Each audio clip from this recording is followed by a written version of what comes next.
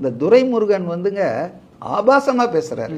ஒரு கட்சி தலைவர், உங்களுக்கு பிடிக்காம இருக்கலாம், உங்களுக்கு காக்கைக்கு தன் குஞ்சு பொன் குஞ்சு, உங்களுக்கு நீங்கள் பிரபாகரன் அவருக்கு வாரிசு சீமான் நினச்சிடுங்க, எனக்கு சீமானை பற்றி வேற அபிப்பிராயம் இருக்குது, புரியுதுங்களா? உங்களுக்கு தலையில் வச்சு கொண்டாடுங்க, தப்பு கிடையாது. ஆனால் எனக்கு அப்படிலாம் இல்லை, எனக்கு அப்படி இருக்கிறதுக்கு எனக்கு உரிமை இருக்குல்ல.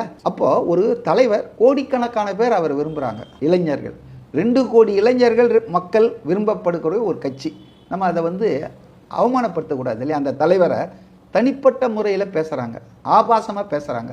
அப்போ naturally there will be reaction. எல்லாரும் விஜய் மாதிரி நிதானமாக இருக்க மாட்டாங்க. ஆனால் சீமான் வந்து கட்சியில் இருக்கக்கூடிய தொண்டர்களே கேவலமாக பேசுகிறார், அதுவும் மேடைக்கு மேலேயே. அவருடைய எவ்வளோ பேசின ஆடியோவும் பார்த்துருக்கோம். அதாவது நம்ம வந்து அவரை பற்றி பேசாமல் இருப்பது நல்லது. ஏன்னா எதுக்காக அப்படி அவர் பேச தான் அவர் மாதிரி ஆட்கள் வளருவாங்க. அவரை விஜய் செய்கிற மாதிரி இக்னோர் பண்ணணும். ஏன்னா அவருடைய அரசியலும் தவறு, அவருடைய தமிழ்நாடு புரிதலும் தவறு, அவர் வந்து போகிற செயல்பாட்டு முறையும் தவறு, அவர் நடத்துகிற இந்த தேர்தல் வியாபாரம் இருக்குது பாருங்க, 234 தொகுதிகளிலும் வேட்பாளர்களை போடுறேன்னு, அது ஒரு பெரிய வியாபாரமாக தான் நடந்துட்டு இருக்குங்க. அதனால எல்லாமே தவறு. அவரை ஜஸ்ட் இக்னோர் பண்ணிடுறது தான் நல்லது. தாவேகாவினர் கூட என்னுடைய அன்பான அவங்களுடைய நல்லெண்ண ஆள் என்ற முறையில், வெல்விஷர் என்ற முறையில், தாவேகாவினர் வந்து சீமானையோ அல்லது அந்த துரைமுருகனையோ, இன்னொரு ஆள் இருக்காங்க